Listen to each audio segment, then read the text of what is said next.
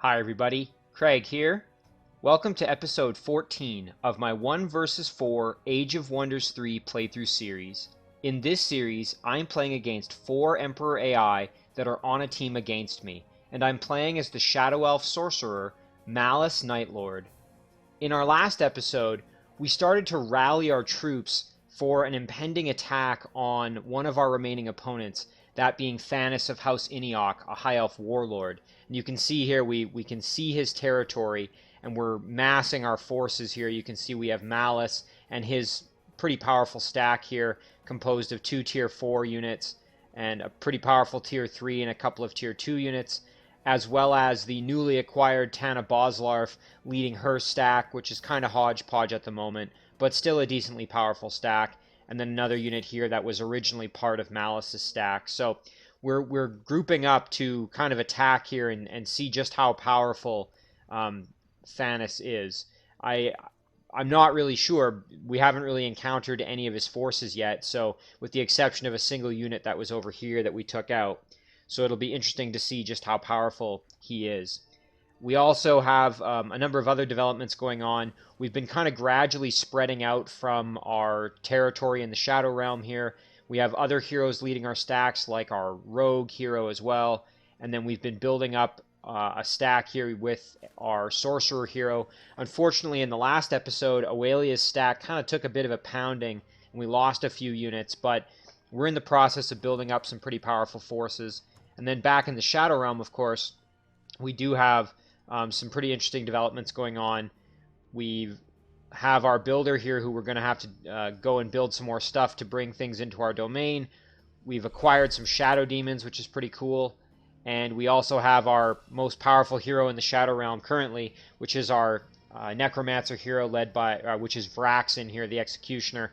And he's now acquired a Chthonic Guardian, which is pretty cool. So he's now kind of got this crew of angels here, you can see, along with some other undead units. So in any case, we've got a lot of work to do, and I want to get to it. But before I do that, I did want to give a quick shout out to Casper Eklund, who left a set of comments on the last episode. And Casper made a couple of really excellent points, and I want to just highlight a few of them really quickly here. So one thing Casper has suggested is that I should probably send a scout up to this Frostling city. And that would be to basically kind of, well, we're at war with them, so I may actually have to go and invade them. But I should probably start working on these cities, because I really don't want the enemy to vassalize any of these cities and then be able to kind of attack me from the rear of my territory, which would be a real pain in the butt. You know, kind of pun intended there. And then we've also got over here a halfling city that was taken over by some undead. So this may be a job potentially for Vraxin eventually, but we'll have to see. In any case, I agree with Casper. I think I should send some units over here just to deal with these cities before they start getting turned into vassals or something like that from my opponents potentially. Something else Casper mentioned here, we'll go back to the Shadow Realm real quick. And let's just find our builder. Here he is. So Casper suggested that with this builder, I could actually use the builder to go and take this Forbidden Sanctum and add it into my domain. And that's actually a great idea. I already have quite a bit of mana income at the moment, but Casper pointed this out, and I totally agree, that as a sorcerer, it's kind of never a bad thing to have more mana income, because you never know when you're going to just start dumping spells like crazy or something like that.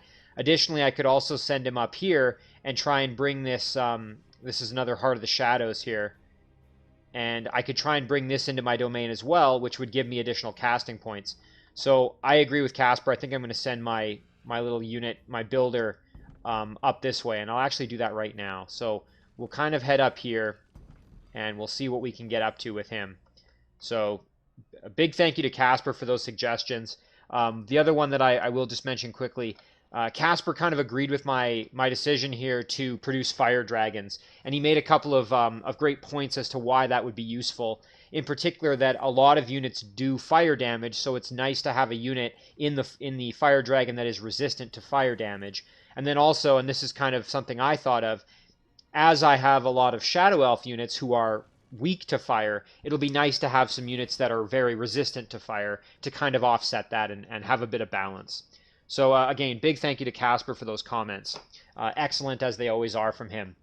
So let's dive in here as we've got a lot to do. And I'm really just itching to get into battle here against Thannis. So let's see. In our last episode, I think we did most of our movement. We'll just double check here. We can also check what research we want to continue to do here. We could actually finish fertility rites, which might actually be kind of nice to get out of the way here. That would just increase our population growth, which honestly might be kind of really useful for us at this point in the game, because our cities are obviously decently sized and starting to slow down in growth. So it might be nice to just kind of boost that up. Alternatively here, we could also grab Greater Disjunction, which would be kind of nice to get. Swift Migration could be quite useful, actually, if we're capturing cities of... I think it's the dwarves who we've made kind of not happy with us in this particular game. Yeah, let's grab Fertility Rites here. It's basically a freebie. And then... yeah, and that's actually nice because it doesn't change the amount of turns it's going to take for most of these other things to be researched. So that was actually quite useful. Sphere of Protection is a pretty decent one, providing plus 80% physical protection for 2 turns on a unit. But I think we're going to do Swift Migration just to speed up the process if we're migrating any cities. Okay, and we hadn't finished moving Virix, the Arctic Widow, who is our Theocrat hero, leading a very powerful stack here of units, as you can see. So I'm just trying to remember exactly what I was planning to do with her. I think maybe I was going to head up this way and grab these haste berries and then continue north. Looks like we've got some a necromantic circle here to clear out, and a few other things that kind of need to be dealt with. So yeah, I think we're going to head up that way with Virix here. Of course, we've also got this little halfling city. We'll let me know when they want to talk. We are kind of befriending halflings, as they are going to be able to then provide healing units via Brew Brothers. We did have this little dwarf prospector head underground, and he encountered a draconian city here. And also, of course, some nasty brigand hideout here that needs to be cleared out if we're going to go underground at all. So, yeah, I think we'll send Virix up this way. Although, you know, it might be nice to just grab this watchtower while we're in the area. But, yeah, I think we're going to just go this way.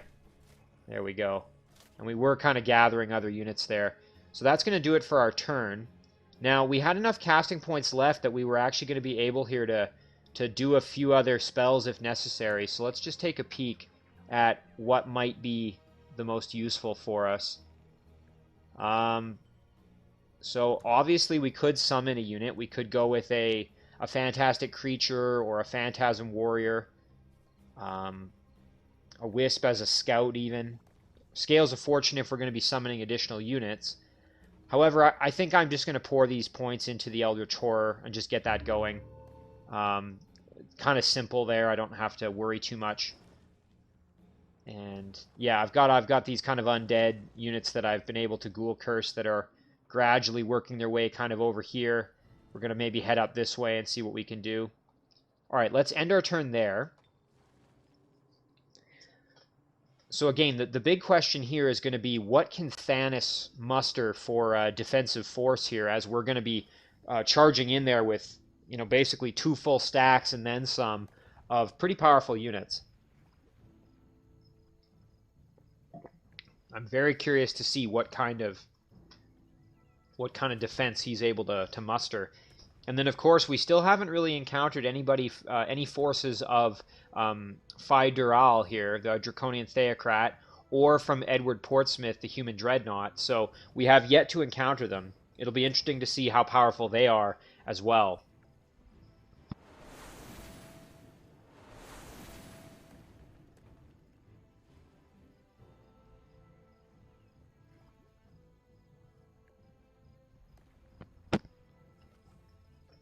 What I'd really like to do is just keep this momentum going, as we gained quite a bit of momentum when we took out Tana Boslarf and were able to get a hold of her goblin city here, as well as obviously her Tana herself as a hero.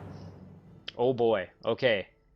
Okay, so this is the undead units that were part of a quest being offered from one of our cities here, our vassal city. And it looks like here we've got our stack with an Eldritch Horror leading some other units. So let's do this battle and see if we can get through it with kind of minimal pain involved here. Now, we are up against all melee units. We've got a pikeman unit and then 2 squads of infantry. So, unfortunately, we don't really have any ranged units. We just have melee units, although obviously we do have some shock breath. I don't think Dominate works against the undead. So we're not probably going to be able to get anybody into our forces here. Okay, so why don't we... Let's just double check. Yeah, so that doesn't work. I didn't think it would. Yeah, let's hit them with some shock damage there.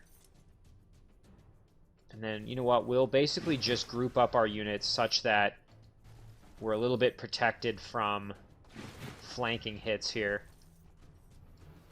We'll kind of just chill like that. Okay, there we go. So our Eldritch Horror is kind of taking the brunt of the punishment, as you can see. So let's do some damage here with our... Okay, so we can actually get some pretty good flank damage here if we play our cards properly. So let's do that. We'll move in like this. Now, I am tempted to use Shadow Shift, except that Frost Weapons probably isn't going to be the most beneficial since the undead have 40% frost protection. So I think we're just going to attack standard here and get the big damage. Unfortunately, we didn't get the kill, which is a bit of a shame. Now we can get the kill there, no problem. Of course, the target does have first strike, which is a bit of an annoyance for us. Alright, we'll get the kill with the Eldritch Horror, and then we'll throw our Infused over here in defense mode and let them deal with these infantry. Ooh, and we did lose our weakened unit. That's alright. I mean, again, not the cleanest battle for me, but frankly, units are kind of expendable. The biggest thing is obviously keeping our Eldritch Horror nice and healthy. And getting some experience for him to level him up is always a good thing. Whoops. And I misclicked there. That was not what I intended to do. So unfortunately, it looks like we lost the city there. I basically gave that battle up. I was actually clicking to get rid of the other window there that had popped up. So unfortunately there, it looks like our city was attacked by some elemental units. And that's actually quite the shame that we lost that. So I'm going to take the reward from that quest, which is another unit, and we're actually going to head up there now with this stack. Thank goodness we're in the area, because that's going to give us the opportunity to basically head up there and try and reclaim that city from those pesky elemental units that took it over. So yeah, we'll basically just head straight up there, I think. It's going to be the game plan. Boy, that's annoying. Yeah, that was a pure misclick. I went to click on the other window, and then it popped up to the next thing. I would have probably, had I had the opportunity, I would have probably tried to use my cheese strategy to keep that going. Not the end of the world, just annoying. So we've had some items arrive, so let's just take a peek at what those are. So we had a melee item for our rogue. We had some boots show up, which is good for our sorcerer hero. A bow, an egg, a helmet, and some gloves there for throwing our snowballs. And let's go back to Aurelia here. So yeah, so she's already equipped everything, so we're in good shape here. Spider egg will hatch in 8 turns, which is kind of nice. So we did have race governance with halflings increase. Let's take a peek here.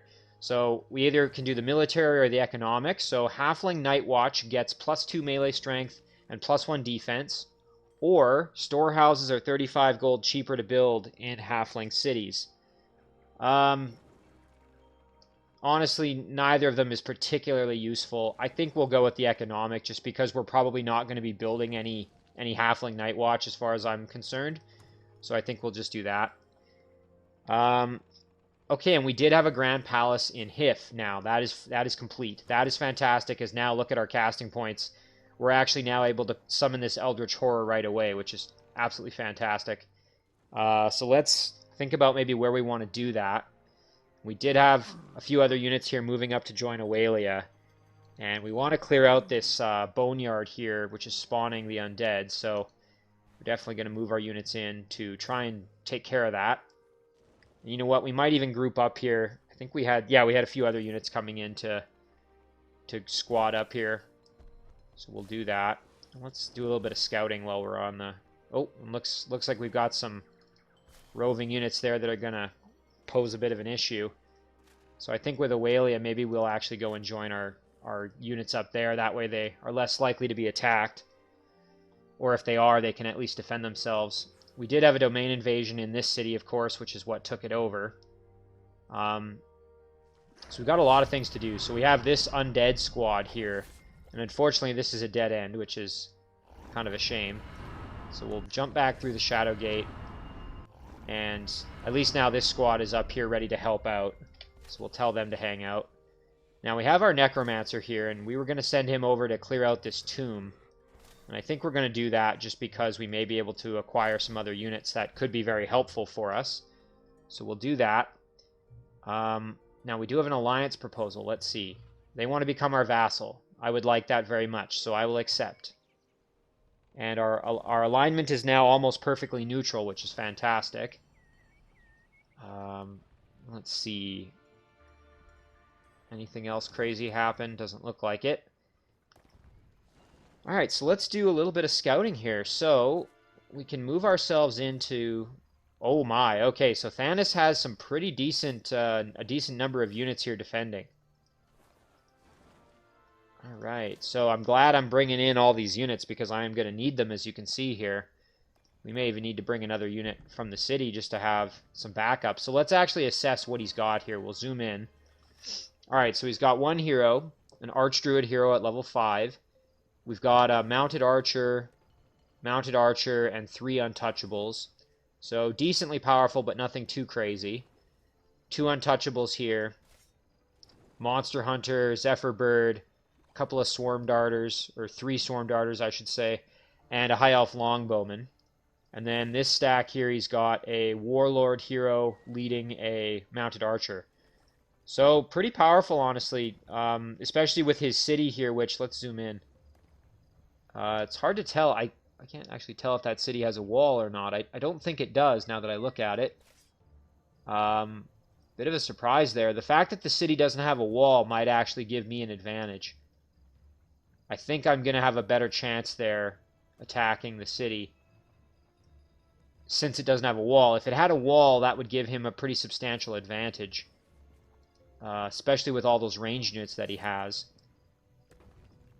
So now his units are connected, but I think I can attack this unit, and I don't think it'll bring in these two. So let's do that. We'll move in like this. Here we go. And then we'll come down here. And I think we can just do this. Yeah, perfect. So that's only bringing in this stack and this stack, which we should be able to take out no problem at all. So let's do that.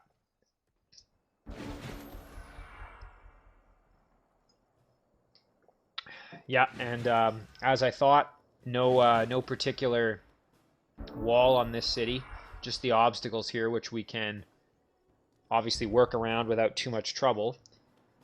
And we've got our stone giant here able to chuck boulders like it's going out of style, so you can see just how much damage they do. Pretty devastating, honestly.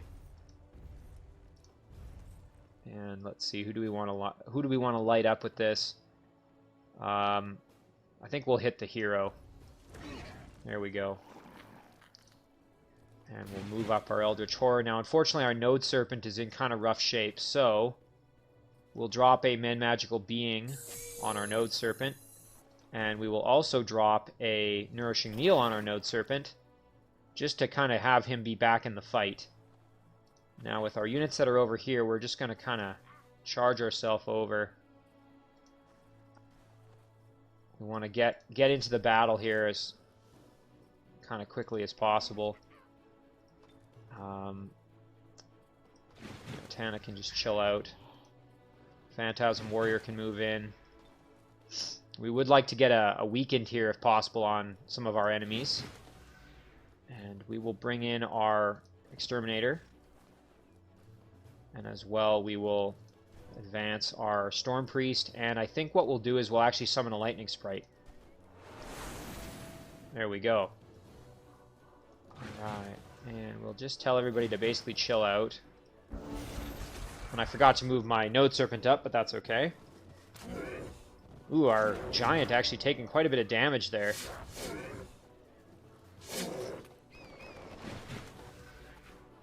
It's doing a pretty decent job of just tanking it, but yeah, definitely kind of painful there. We've actually got a 60% chance to convert the hero, which is kind of cool. Let's see, what kind of damage can we do if we charge in? Actually, pretty devastating. So maybe we'll just kill off the hero rather than go for the dominate. It's a kind of tough call here. We got a 65% chance on the mounted archers. Let's just take a peek at this hero and see kind of what we're dealing with. Meteoric armor, that's pretty cool. Unit armor is made out of meteorite. Unit is immune to armor piercing, has +2 defense, and has 40% fire protection and 40% shock protection. That's pretty solid. The question is, do I want to risk the dominate? Because I only have a 60% chance, which means if it fails, you know, that's not so great. So I think we'll just go for the kill. Honestly, that's a bit simpler. So we'll go in and get a nice big charging flank there. Very nice. And we can do some damage here. We got a stun, which is fantastic. Important to note that our support units all have the chance to stun now, which is fantastic. Very, very good. Makes our support units just that much more powerful, honestly. We'll light up a bit here, do some more damage. Now it's quite beat up. So let's see, if we wanted to do this, yeah, that would be a very powerful attack. So we'll do that. Kills the hero, as well as maims a lot of the other units, which is very good for us. Now, obviously this mounted archer is going to give us some problems, so let's move in and do some damage like this. And now the question is, can we come in and do a nice big melee attack, perhaps? What would be the best way to kind of handle this? I don't think we're going to be able to just outright get the kill. You know what might be nice is actually we jump over here, grab a nourishing meal real quick on our giant, and then step in like this. Oh, do a critical flank and just outright get the kill on the mounted archer. Absolutely fantastic there. And maybe we'll bring our Node Serpent in like this, and we could actually throw Static Shield on, potentially. Although maybe actually on the Exterminator that might actually be more useful, as the Exterminator's a little bit tougher at the moment. So maybe we'll do that. We'll bring our Brew Brother up, and we'll bring Malus up as well. Now, let's just see. Okay, so Malus still doesn't have healing, which is... This item is on its way, so we still don't have that ability. Just important to remember. We do have Thunderstorm as an ability, but we don't have enough action points to use it. We've already moved, of course. So I think we'll just hang out with Malus. Alright. Now let's see what they do here. Alright, so they used a Dispel on my Static Shield there, I think.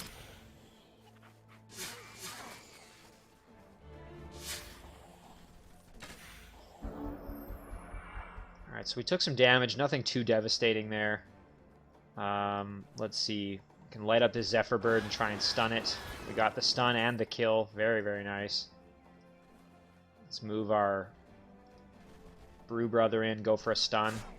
Oh, and we got it. Fantastic. And unfortunately, these Longbowmen are there, which are going to give us some problems.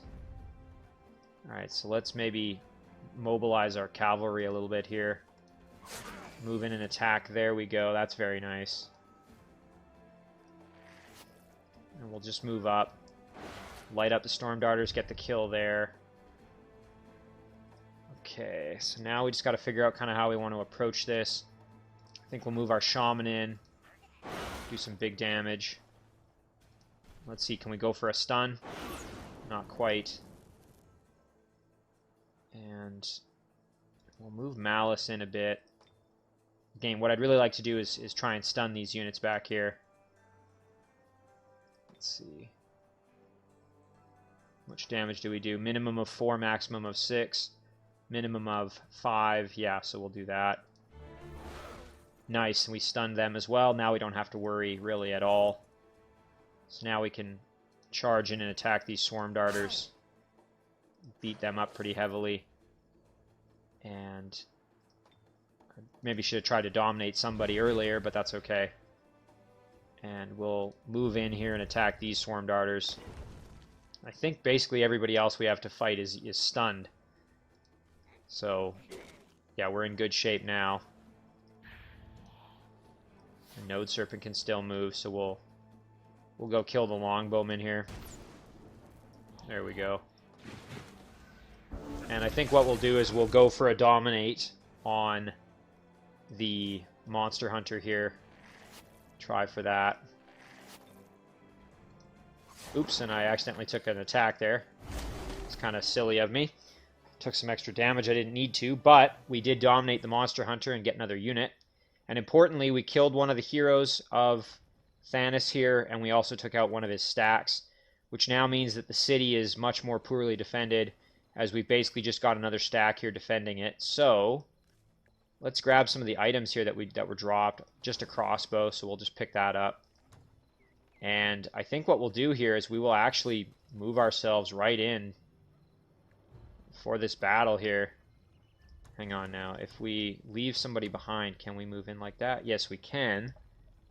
Alright, so we'll do that. There we go. And Malus can move in like this. But we want to bring in our units that aren't involved here. So what if we go like this? Does this bring everybody in? I don't know if that brings that side stack. Yes, it does. Okay, perfect. So we'll do this battle now. So this is pretty, actually pretty devastating for Thannis here, because we really are taking out a large portion of his army, kind of all at once here, which is not, I'm sure, not very fun for him. So I think what we'll do is we'll take our Storm Priest and we'll do a bestow static shield there on our Eldritch Horror. And let's see, what else do we have over here? So we've got Tana. And you know what? Tana can come over and drop a nourishing meal on our giant, who did take some damage in that last battle. Start chucking boulders like it's going out of style there. That's pretty powerful. We'll do a nourishing meal on our serpent, and we'll also drop a Men Magical Being there, kind of just like last time here. And yeah, not in weakened range, so we can't do that yet. Our Big Beetle can actually do some work here, because our Big Beetle is going to be somewhat resistant to blight damage as a goblin. Alright, so we'll just kind of move everybody up. Eldritch Horror is going to move up as well. Node Serpent kind of jump up there. Actually, you know what? We'll even back up one just to get that extra projectile resistance. There we go. And I think that's going to do it. Alright, so let's see what happens now. I suspect, yeah, they were going to use that Dispel. I was kind of anticipating that. Yeah, our Stone Giant's kind of getting lit up pretty good here, as you can see. Unfortunately, now has Noxious Vulnerability, which means that blight damage is going to do more to him, so we'll have to just be careful. I don't want to lose him, obviously, especially in this battle where, you know, I've got a fairly sizable advantage, so there's no reason for me to do anything stupid. Alright, we'll jump right in here. Go for some stuns. Nice, we got one. Alright, let's advance here. Let's see if we can stun the mounted archers, and we did. Fantastic. Alright, let's see what our Phantasm Warrior can do. So just up there is probably as far as we can get. I think we'll actually move in and attack these Untouchables. There we go. Alright, so yeah, our Stone Giant, we kind of want to get out of there. Let's see if we want to get to a position maybe where we can do a bit more with this. There, we can hit 3 units. Let's try that. It's going to do some pretty big damage. Very, very nice there, as you see. But we got to get our support units more involved here and get some kills. Unfortunately, we didn't get the kill, but we did get the stun, which is good. Get our Brew Brother in there. And yeah, let's move Malus up. Malus can get the finish. Alternatively, we could go for a stun with him. I think we're going to send our Exterminator up to attack the Untouchables. There we go. And let's see, if we move our Blight Doctor in, we could throw a Weakened on somebody. Neither of those units, though, is really going to need a Weakened on them, quite frankly. And we'll move up this way and try for the kill. Nice, we got it. Perfect. Our Eldritch Horror is already moved, so now the question is, what do we do with Malus here? It would be nice to try and stun that that Archer. So let's try that. Nice, we got the stun. That's fantastic. All right, we'll get the kill there. Perfect. This is going quite well. Can move in and kill that Untouchable. All right, and there's our turn. So I think we're going to try and dominate either the hero or the mounted archer is going to be our targets for that. All right, so now let's light up this Untouchable here. Some more. Get the kill, no problem at all. And then we'll go for some more stuns. Fantastic. Boy, having stun on the support units is overwhelmingly powerful. Very, very nice. Quite happy with that. We're going to retreat our big beetle out of there just because he's in kind of rough shape.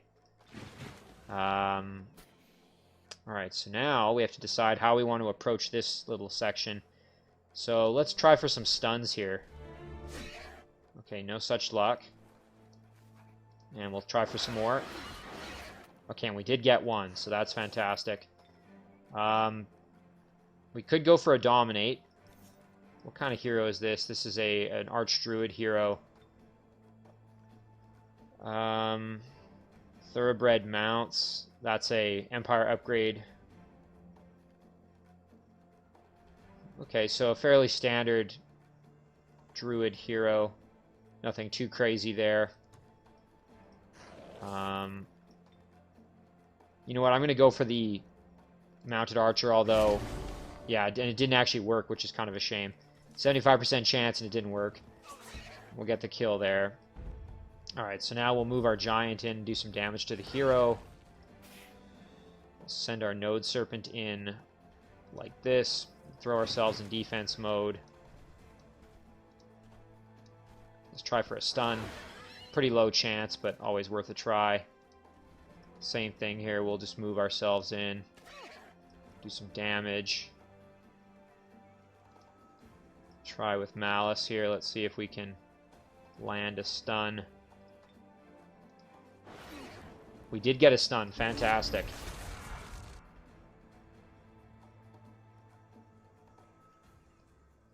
Okay, and I think we've used up pretty much all of our heals at this point. Let's just double check.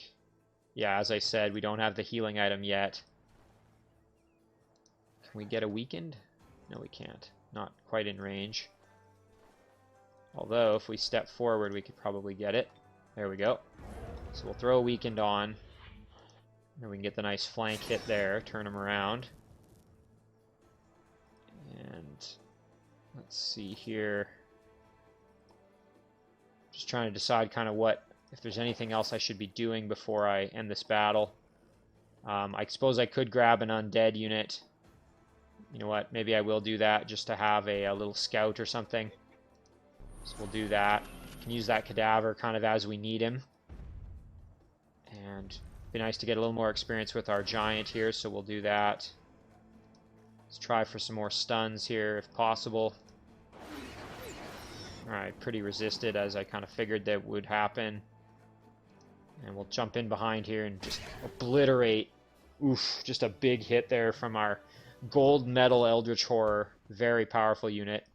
So, yeah, at this point, we're kind of just steamrolling here, which is exactly what I wanted. Now this unit does have Inflict Daze, which is pretty powerful thanks to being an elite. Let's just take a peek at what that does. Where is it? Inflict daze. Here it is. Melee and ranged attacks can cause the target to be dazed. Dazed units cannot perform actions other than move and guard for 2 turns. So it basically renders them unable to do any damage, which is fantastic. We also have Inflict Brain Rot, which is pretty cool. Units suffering from Brain Rot have minus 20 casting points for 2 turns. So that's pretty nice when you're fighting against enemy heroes. We did have some items drop here. Okay, so we got a lot of things here to figure out what we're going to do with, so we'll do that. We do have a Cure Disease cup of tea there. So I think we'll take that for ourselves. And then we also have a mana drill here, which allows us to tunnel. Although I think we get that from the beetle. Yeah. So maybe we'll send this one off to somebody else. You know what? Let's send it to... Just trying to think who would be the most likely to end up underground. I think Virix is kind of near the underground opening, although I don't think that's what we're going to do with her. But either that or Varaxen. I think we'll send it to Virix. We can maybe decide later if that's the right call or not. But okay, so we've got some items here. Let's just kind of jump around to our heroes and see. Okay, so we don't have any torso armor for Aurelia, so we'll send that coat to her. There we go. And then we'll actually jump back over to her. And we'll equip that so that when it gets there, it's already ready to go for her. We've got a weapon and a shield. I think all of my heroes have weapons and shields at this point. Oh, I spoke too soon. We actually don't have a weapon for Virix. So, let's send the hammer over to her. Everybody else does have a weapon, so we'll send the hammer over to Virix as well. Now let's check out who has jewels. So we don't have a jewel on Aurelia, so we might send it to her. Yeah, so a lot of our heroes are missing jewels, but everybody does have a shield, it looks like, of some kind. Yeah, so I think we'll just sell off the shield. The jewel, like I said, I think we'll just send to Aurelia. And as for the bow, let's double check that again. Aurelia has a bow. Islara has the snowball, ice ball, and the darts. Okay, so Virix actually doesn't have any other ranged attack besides the Holy Symbol and the ice ball. And we've got lots there. Tana already has a bow. So, yeah, we could send it either to Virix. I think Virix would probably benefit the most, or Izalara. We'll send it to Izalara, I guess. Okay. Nicely done there. So now City Awaits Its Fate. It's a Goblin City. I think we're actually going to absorb it, as we already have one Goblin City, so let's just absorb this one. You can see, though, now that we're able to migrate it, it only takes a single turn. And this is actually a pretty slick little city to have, because we're going to have a dungeon, magma forge, mana node, potentially, we already have that quarry in the other city's domain, but yeah, that'll be pretty sweet, having this dungeon there as well. I suppose I could maybe migrate it over to like Draconians or something, because the Slaughter Pits impacts infantry, and unfortunately the Goblin Tier 3 unit is a cavalry unit, so maybe not the most efficient thing to have there, but I don't want to upset the Goblins, so I think I'm just going to leave this as is. So we can still summon our Eldritch Horror, which is great. Yeah, so that kind of does it for that. This section here, we did a lot of damage there to Thannis, who, as you saw though, Thannis had quite a few units, so it's a good thing that we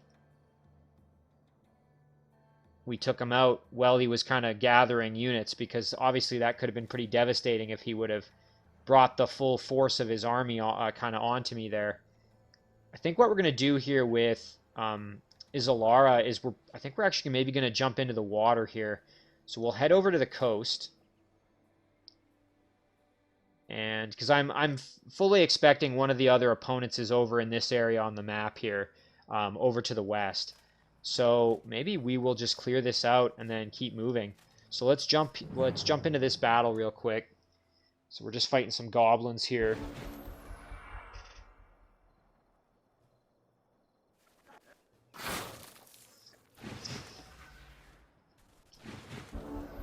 Okay, and so we've got the butchers who we have to watch out for, because obviously we're not very well equipped to handle pikemen with our cavalry. These little units over here are going to just kind of be in on their own, these marauders, so they're not going to be too challenging to deal with. So let's move our mystic over, and we'll focus our attention. Nice, we got a stun there. Fantastic. That just made this battle a heck of a lot easier. So now we can pretty much just kind of be a little more reckless, kill the untouchables, no problem at all.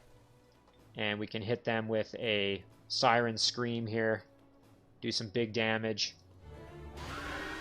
Whew, and we got a critical there, killed off the Butcher. Now all that's left is the War Grider. And I think we'll just move our Node Serpent in to protect our hero a little bit. And we'll just let that Marauder sort of come to us here. I don't think they can... Yeah, so we'll just do that. Yeah, going after my cavalry, not the smartest move because, I mean, they were doomed no matter what, but I made that pretty easy. And I think we'll move in here and go for the charm. Okay, and they resisted, of course. Not really that surprising. We'll go and drop a heal on our knights. Fantastic. And then let's move in like this, do some damage. Got a stun. Fantastic. And we get the kill. Boy, oh boy, my support units are just extremely powerful now, having stun. I can't get over how good that is. That upgrade is absolutely fantastic. Alright, so we'll jump into the water here. And then we're going to just kind of head kind of west or maybe northwest a little bit. And just see what we can kind of find with this stack. And we do have our little scout over here. We can keep wandering this way. And I'm hoping that I'm eventually going to encounter one of my other opponents here. Find out kind of where their territory is. So let's just see what other units we still have to move. Okay, right, we have our Theocrat here who we've still got a lot of work to do with. So we'll move up and grab the haste berries. And you know what? We might even be strong enough to take that Ziggurat out. We do have Divine Justicars on this stack, don't forget. So, yeah, you know what? We could do some work in this terrain here, in the domain of this vassal city, I should say. So maybe we'll go and do that with Virix. I like that. I think that's a good plan. We have this little guy who we were able to acquire. Maybe we'll send him up this way. This ferry was heading north to kind of group up with some of these other units up here.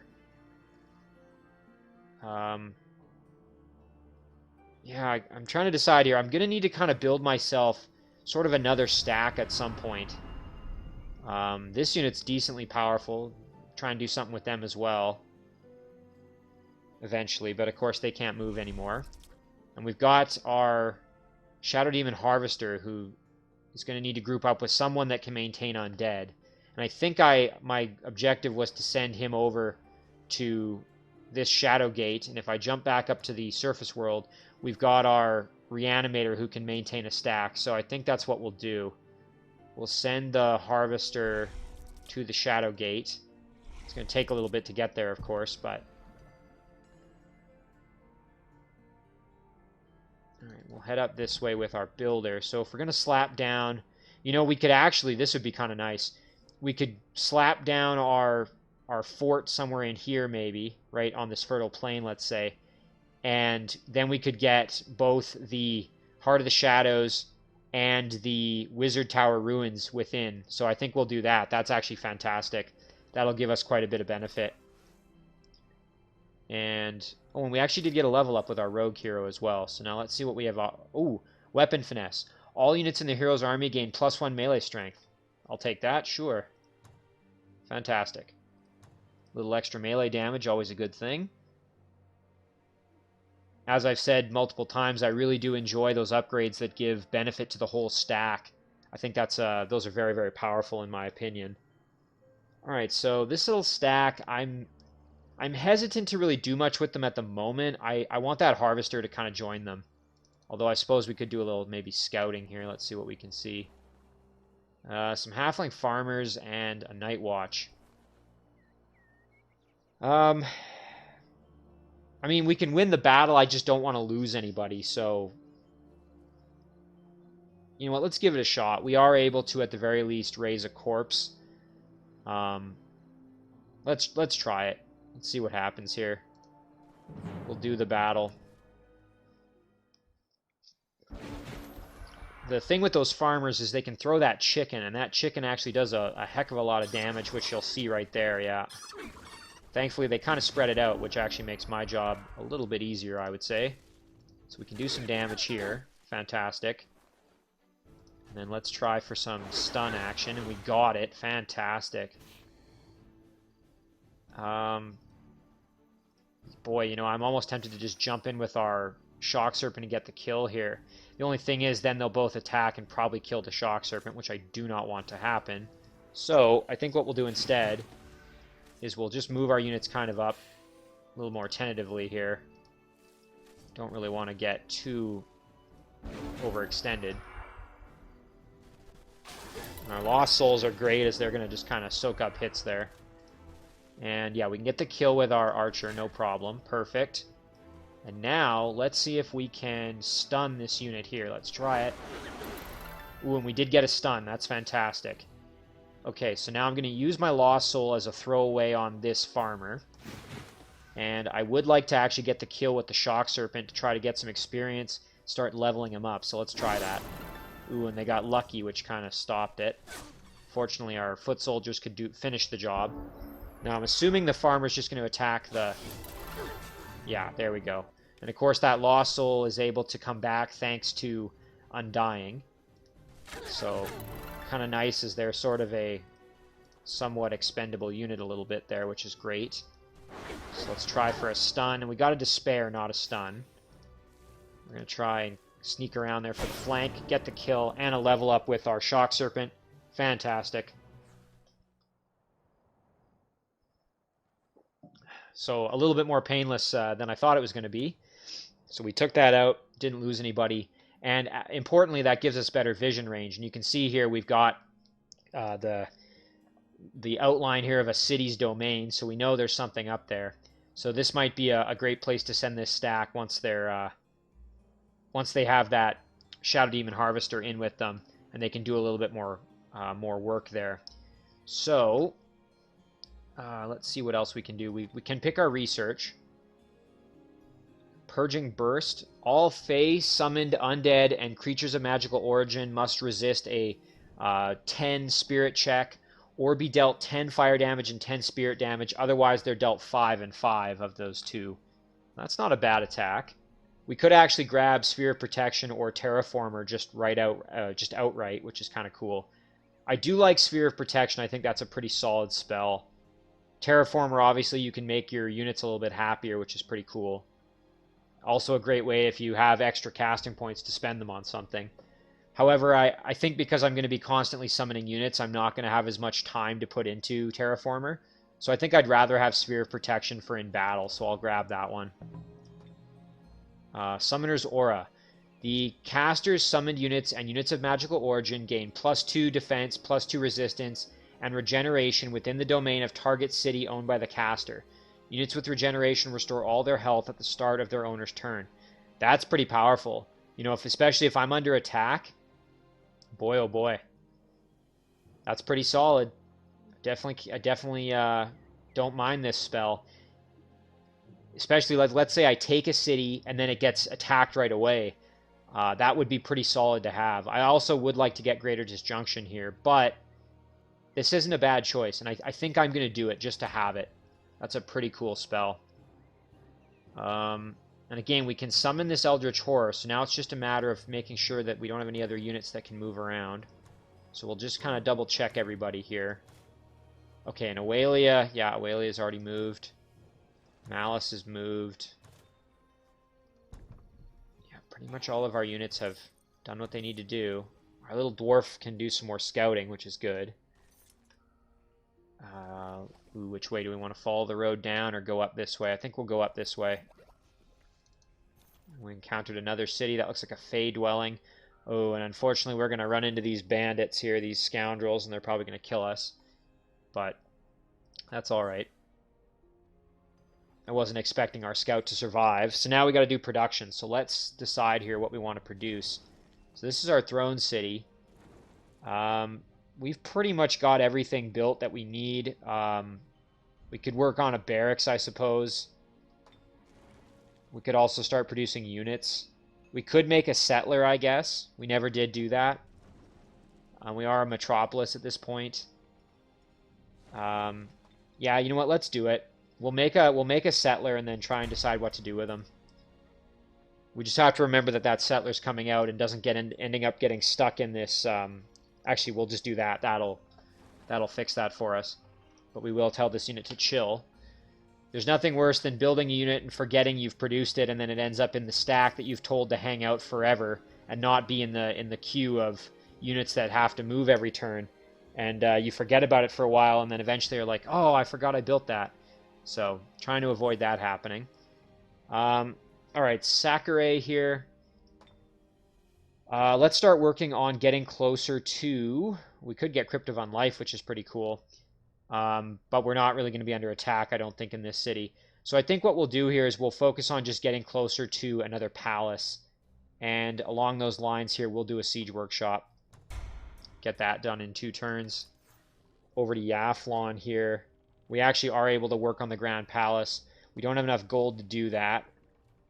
So, although, you know what? If we were to cancel production here and to cancel production here, I think we would have enough. Yes, we would. Okay, let's do that. I'd rather do that instead, I think. There we go. And now we'll just do merchandise across the board here. Yeah, we'll just do merchandise in almost every city at this point, since that's using up pretty much all of our gold.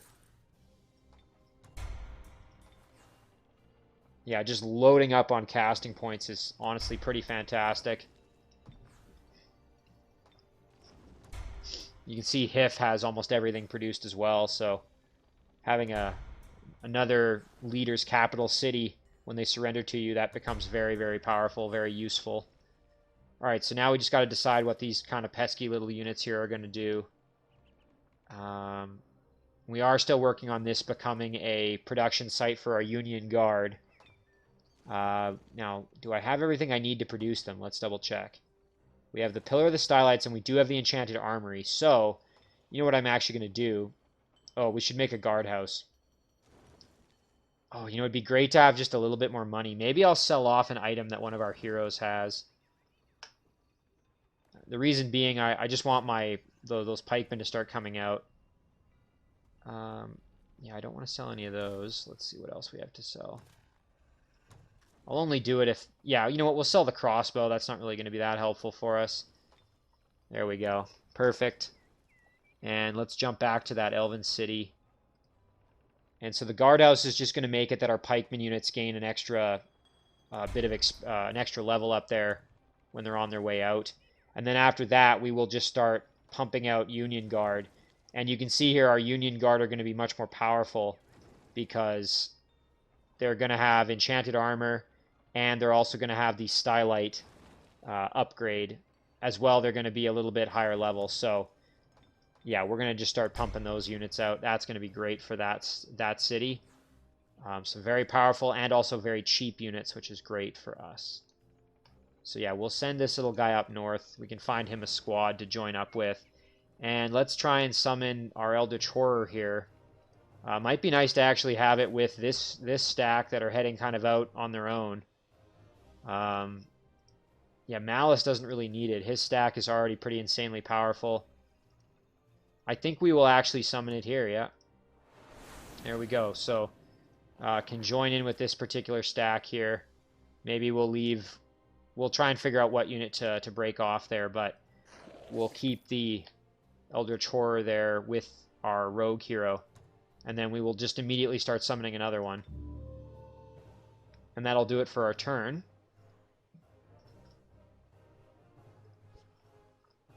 So I imagine Thannis is going to be, or Thannis, excuse me, is going to be quite scared now, since I basically just demolished his large army that he had sitting here in his Goblin City.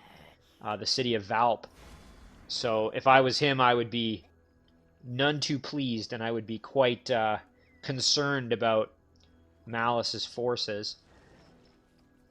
So it'll be interesting to see if he's got kind of any answer to what I'm bringing to the table in terms of forces.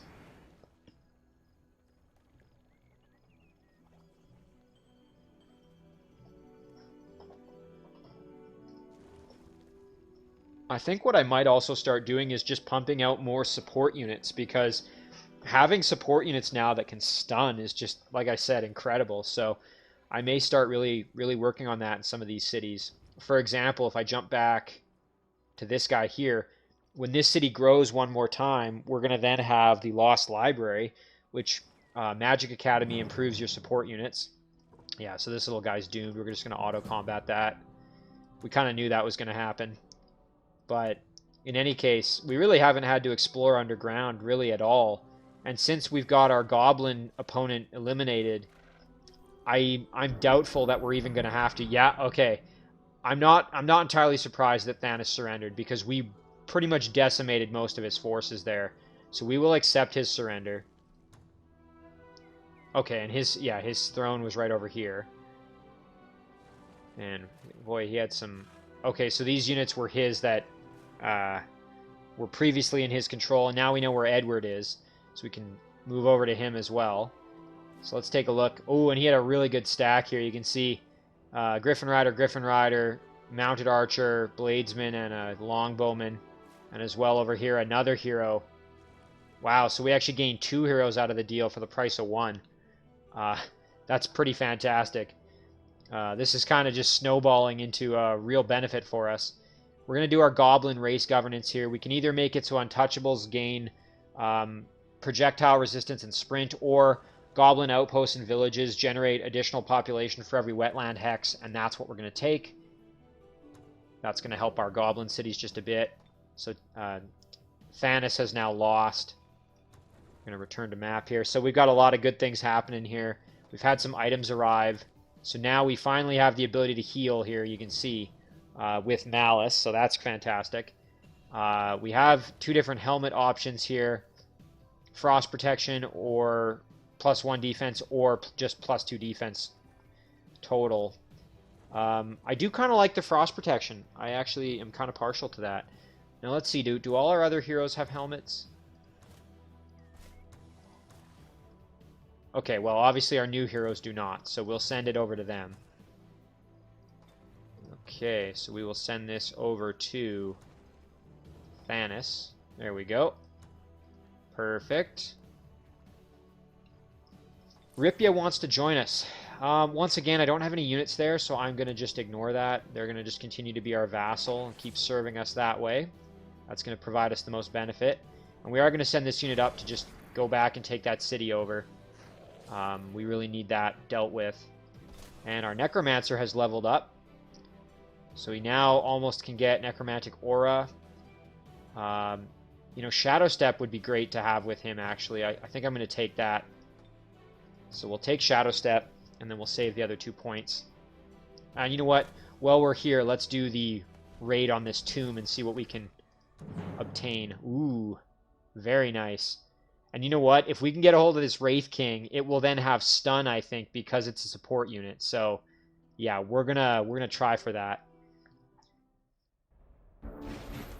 I would be very, very happy to have that Wraith King in our forces here. Now, obviously, we want to keep our Deathbringer out of the fight here, as he's in not very good condition. So we'll drop a heal there. Our Bone Collector is actually a little bit worse for wear, so we can also drop a heal on our Bone Collector. And we'll use our Fallen Angel and our Chthonic Guardian here. 2 of them will be my upfront forces here. There goes that Wraith King, and all we have to do is take the Wraith King out, and then we can use Greater Reanimate Undead to bring it back on our side, which will be great for us. So we'll just light him up a little bit, soften him up, and drop some big damage here. There we go. And then we can jump in behind, do some flank damage, jump in here, get the kill. Fantastic. And Just like that, we have a brand new friend. Very, very nice. Alright, so now we just got to kind of eliminate everybody else, which shouldn't honestly be that challenging at all, really. You know what, we can even try for these Lost Souls here. Yeah, we got him. Brand new friend. And we'll light up these wargs. And we got a nice stun there. Boom. Just like that. Battle is over. So we acquired a... Ooh, okay, so we've got some interesting items here. Miraculous Lizardman Breeches. So it'll give you plus 60% frost weakness, but it'll give you swimming, wetland concealment, water concealment, and wetland walking. I don't really need any of those things, so I'm actually going to be selling this for that extra gold income. So, very nice there. So here's that Wraith King. And, yeah, inflict stun. Fantastic. Very, very happy to have this Wraith King unit with inflict stun. That's extremely powerful, along with lifesteal. And it also has phase, which is pretty cool. So, some tremendous upgrades for the Wraith King unit. Very happy to have that. Alright, so now I have to decide, what do I do with Vraxen? We've already cleared out a ton of structures here, and we've got more we can clear out. I'm almost enjoying just using Vraxen as kind of a vacuum cleaner to go through my territory and just clear out extra structures rather than having them on the front line. I know I said in previous episodes that I wanted to get Vraxen out onto the front lines of battle, but quite frankly, I'm getting so much benefit out of having him just clearing things out behind behind the scenes, kind of in my territory, that I think I'm actually almost happier with that. So I may just continue doing that. And we're going to throw down a fort right there. Abatorn, sure. And that's going to give us the Heart of Shadows and the Wizard Tower Ruins. So extra knowledge and extra casting points, which is kind of a nice little combo there. So now let's see. I'm tempted with him to go down and clear out this Beacon of Light and this Abandoned Wizard's Tower here. We've got a Box of Cataclysms, another Beacon of Light down there. Lots of opportunities there to clear things out, so I think we're going to just do that rather than worry too much about getting them up onto the front lines. So we'll head down this way. Now this unit, on the other hand, we could start getting them, mobilizing them a little bit. It would be nice to have something to heal them, of course, but we can worry about that later. So let's jump up here. We're going to end this episode fairly soon, but I want to see if maybe there's something else I can do before we're done for the episode here. Let's do a little more scouting. Maybe we can find some more. Oh, and we've got some units there that are going to be a problem for us. Unfortunately, that's probably going to be the end of our scout, but he did his job. And let's send our rogue kind of just up this way. Here we go. And we'll just keep our Eldritch Horror with our rogue hero there. Alright, so Malus obviously is now free to kind of charge in and do whatever needs to be done here. So we're going to just charge up this way. Start moving over here because we want to get over to deal with Edward now. So that's going to be our next target, is Edward Portsmouth, Human Dreadnought. And we're actually going to send Tana to do the exact same thing. There we go. So we've got this little guy, our Cadaver. And you know what? He's going to just be a bit of a scout here. We'll pop him into the water here and just kind of have him do some scouting before he withers away and dies. And we'll send our Goblin Blight Doctor there to guard the city. And we'll send our cavalry up just to join in with our stacks here. Okay, so we've got another spawning structure here, it looks like. That looks like potentially a monster den, I think.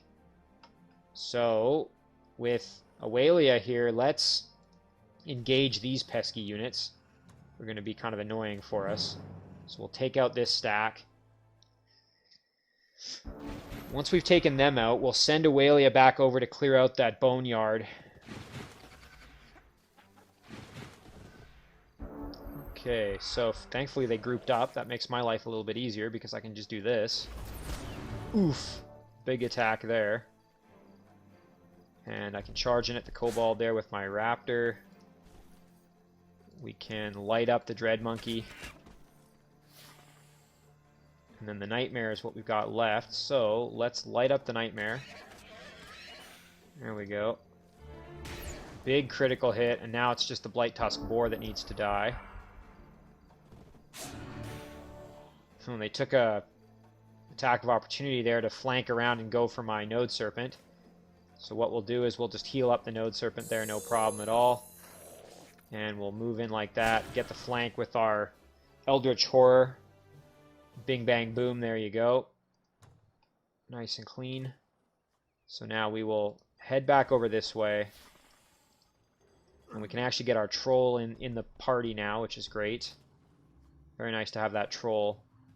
We're also moving our Apprentice in as well. Now let's engage this battle. Clear out these pesky undead. And that'll probably do it for the episode, I think. So, I mean, pretty productive episode. I was able to take out Thannis there, another one of our opponents. Gain another capital city, which always a good thing. But let's get this battle out of the way before we start talking about all that any further. Okay, so they're not going to come at me, so instead I'm just going to have to move in and do some blasting here. There we go. And now we'll just kind of group up here. Yeah, there we go. I don't want my archers in too far. That'll do. I'm expecting that the Wyvern's going to flank around. Oof. Eldritch Horror just doing the work up front there, as you can see. Did get flanked, but that's alright. We can just kill that unit off. And then we can drop a nice big heal on our Eldritch Horror. We can use our Troll to obliterate that Bone Collector. We'll light up the Lost Soul a little bit. And then we can kill that off. Now it's just the Lost Soul that's left. I suspect we're going to take a little flank attack. Yep, nothing crazy. And then we can do another Nourishing Meal there. And yeah, we'll just trying to decide who to get the kill with. I think I'll just get it with the Eldritch Horror, actually. It's probably the easiest. There we go. Alright, fantastic. So that's another spawning structure dealt with. Mask of Urath, Cause Fear. I'm going to just sell that off. Extra gold. Now we've got 900 gold, so in the next episode we're going to be able to really figure out what we want to do for production. Let's just zoom out and take a look kind of at this map. So we've really done a lot of work on the surface here. We've started to spread out quite well. Taken out the city here of Tana, and then the throne city here as well of Thannis. So we're really just kind of spreading across the map. Very, very happy with the progress so far. So 2 down, 2 to go as for our opponents. So we'll save this game. Yeah, at this point, I don't know if they're going to have enough to stop me. I mean, we're on, I think, what is it, turn 44 or something like that. Geez, you know, I've got so much momentum behind me. We're calling this episode 14.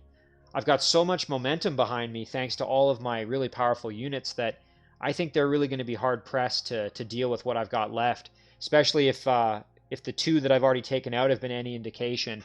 I don't know what the 2 remaining opponents are going to have to... are going to have anything really to put up with me, but we'll have to see. But in any case, guys, that's going to do it for this one. Thank you very much for watching. I really do appreciate it, and I will see you in the next one.